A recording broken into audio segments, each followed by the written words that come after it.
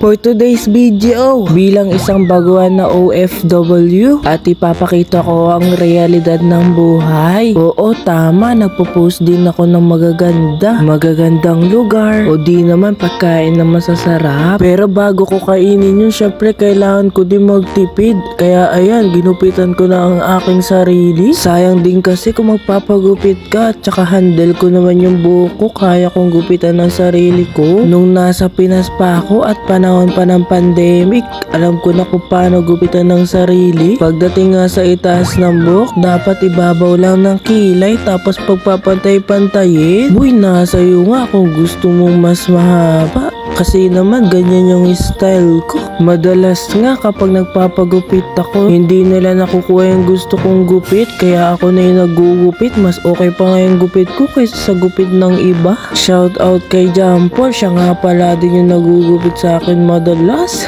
Dito nga sa Korea, medyo mura lang ang pagpapagupit, pero mas maganda kung ako na maggugupit para naman makatipid. Ang mahirap nga lang pala dito yung likodan kasi hindi ko nakikita yung likod. Ang technique ko nga pala dyan, yung intuturo kong daliri at saka yung gitna, tapos iipitin ko yung buhok doon, tapos yung pinakadulo nun ay yung gugupit ko. Bali matitira is kung anong sukat ng daliri ko, tapos pagdating naman sa harapan yung indilit at saka yung dalasingsing na daliri. Uy, para maging maikli lang siya. Uy, aminin nyo, nung panahon ng pandemic, ginupitan nyo din yung sarili nyo. Uy, kung hindi nyo lang natatanong, talent ko nga din palang gupitan ng sarili. Pwede na ako magpagawa ng barbershop. Uy, matapos nga nyan, yung buhok naman sa kilik-ili kasi masyado nang mahaba. Trim lang tayo, guys. Boy, kapag hayit nga pala kasi Makati. Pero pagdating naman sa balbas, hayit lang. Ang hirap nga pag mabalbon ka, agad-agad tumutubo kahit anong gupit mo. Tinamad na nga ako maggupit ng balbon, pwede na yun.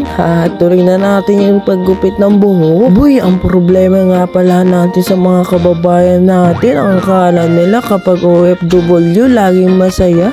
Hindi nila alam nakakapagod din kaya at saka kailangan magtipid. Ayan na nga pala ang buko ng mga nagupitan ko, ang dami. Kaya naman tara, maligo na. Boy, it's a prank nga lang pala, hindi ako OFW dito sa Korea.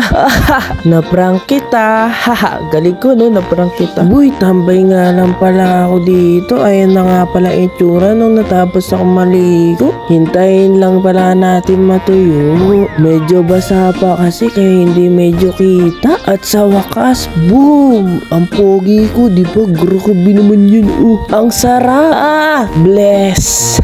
Grabe naman, nakaka-inlove. Tinawag na nga pala ako ng amo ko para maglaba sa automatic. Uy, wala akong amo. At habang naglalabang nga pala ako, gusto ko magtimpla ng inumin. Basic lang naman ang mga kailangan. Asukal, pampatamis ng mga ngiti mo, binibini. Gwen!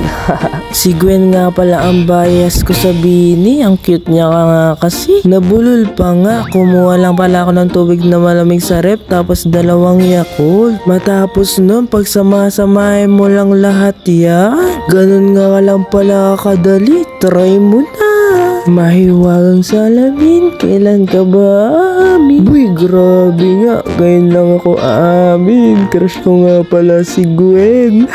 Uy, kung hindi mo lang natatanong, mahilig nga pala ako sa milk tea. Para siyang milk tea. Mare, sa totoong buhay nga pala, ang mga OFW hindi lang puro saya, okay? Yun lang, bye-bye.